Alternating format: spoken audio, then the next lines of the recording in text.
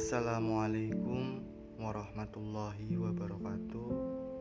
Bismillah, alhamdulillah, la ilaha illallah wahdahu la syarikalah, wa asyhadu anna muhammadan abduhu wa rasuluh, la nabiyya ba'da. Bismillahirrahmanirrahim. Selamat siang semuanya. Bagaimana kabar kalian hari ini? Semoga kalian semua masih dalam keadaan sehat jasmani dan rohani. Walaupun kita masih di nuansa pandemi, yang mana pandemi ini semoga segera bisa kita lalui.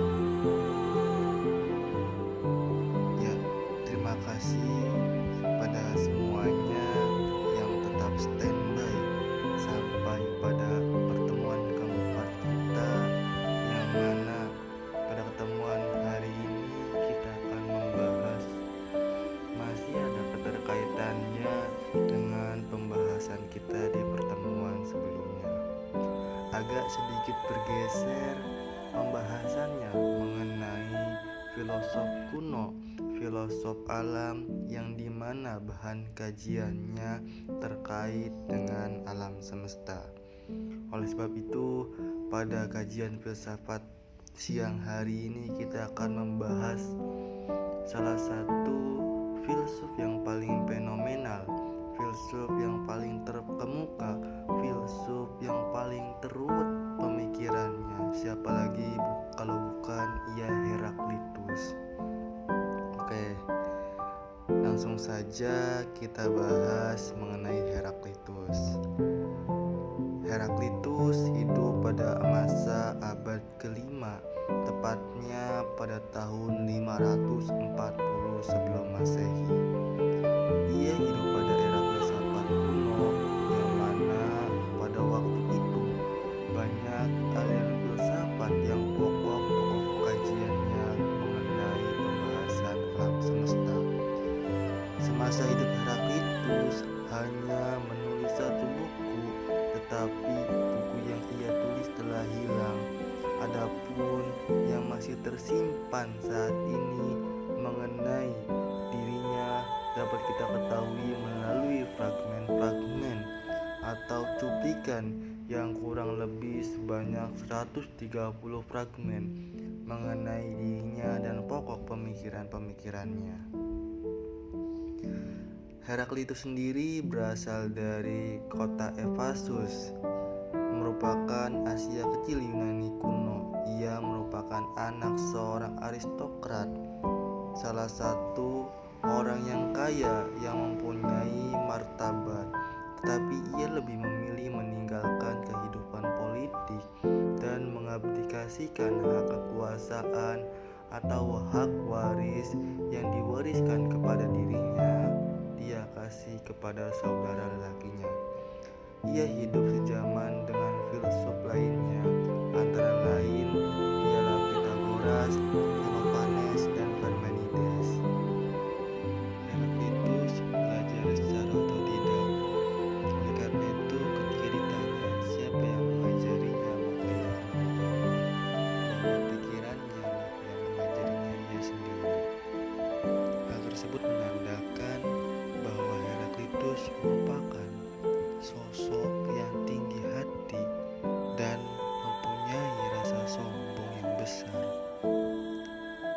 Bahkan dengan tinggi hati ia mengatakan ketika dahulu ia kecil, ia memang tidak mengetahui apa-apa, sedangkan ketika dewasa ini ia mengatakan tahu segalanya. Selain daripada itu, Heraklitus dijuluki sebagai filsuf the obscure, yaitu filsuf yang tidak jelas, karena pemikiran-pemikirannya susah untuk dipahami, keruwetan dalam pemikiran sehingga sedikit sekali yang mampu menginterpretasi pemikirannya secara utuh. Selain daripada itu, ia merupakan filsuf yang paling sering menangis. Hal tersebut sangat bertolak belakang dengan filsuf lainnya seperti Demokritus yang justru sering sekali tertawa. Dengan karakter Heraklitus sendiri, karakter yang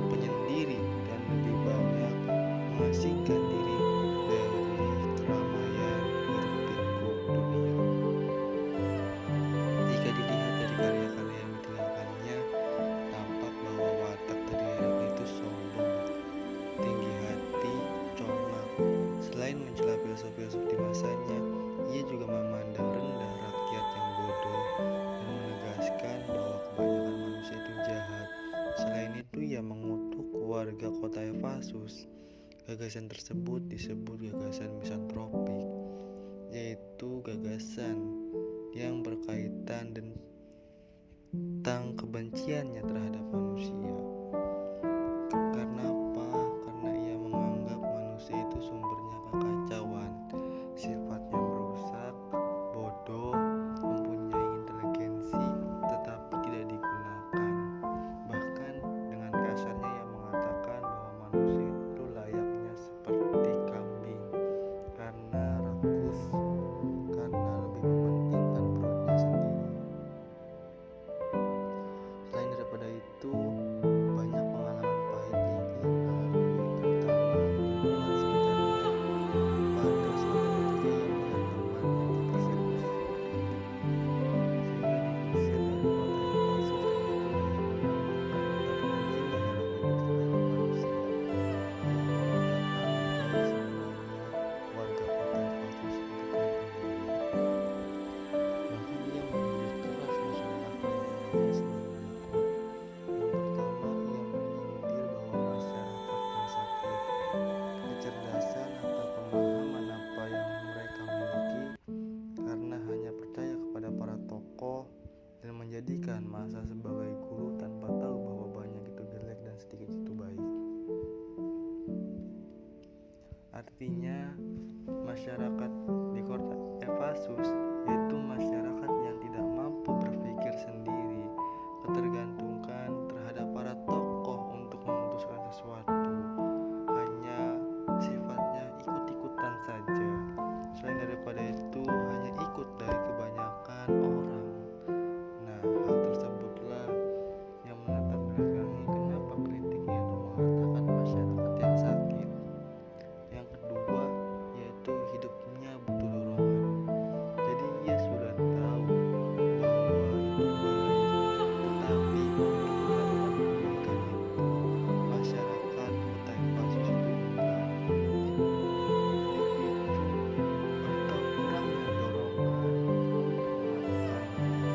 Jadi ketika hendak melakukan sesuatu harus dipicu terlebih dahulu, baru mau melakukannya. Selanjutnya yang paling terkenal dari Heraklitus yaitu pemikirannya mengenai doktrin tentang perubahan. Ia mengatakan dalam pemikirannya tentang asal-usul sesuatu, yaitu dari api. Kenapa api? Hal itu karena sifatnya yang mudah berubah.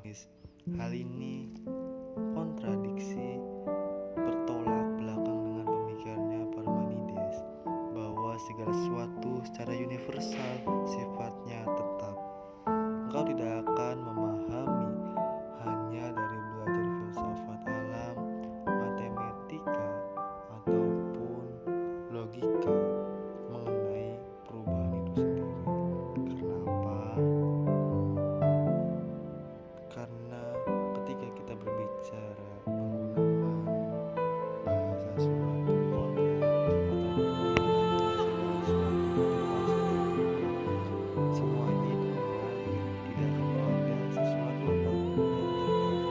Seseorang tidak bisa 2 kali masuk ke sungai yang sama, dalam arti bahwa sungai itu mengalir. Jadi setiap langkah kaki yang kita tapakkan di sungai otomatis di sungai yang berbeda. Oleh sebab itu segala sesuatunya pasti berubah. Satu-satunya hal yang tetap adalah perubahan itu sendiri. Sementara dalam perubahan itu kita dapat menemukan suatu tujuan. Oleh sebab itu, ketika ada sesuatu yang berubah, janganlah mudah kaget, janganlah mudah terheran-heran, karena itu sifatnya dinamis, sifatnya memang berubah. Sebab ketika kita stagnan, tidak ada perubahan, bahwa kita tidak lebih baik daripada sebelum-sebelumnya. Oleh sebab itu diperlukan yang namanya perubahan. Tentunya perubahan yang diharapkan, perubahan untuk keterlebih-baikan. Untuk selanjutnya yaitu pemikirannya mengenai logos. Segala sesuatu yang terus berubah di alam semesta dapat berjalan dengan teratur karena adanya logos. Logos itu sendiri menurut Heraklitus adalah rahasia yang menjadi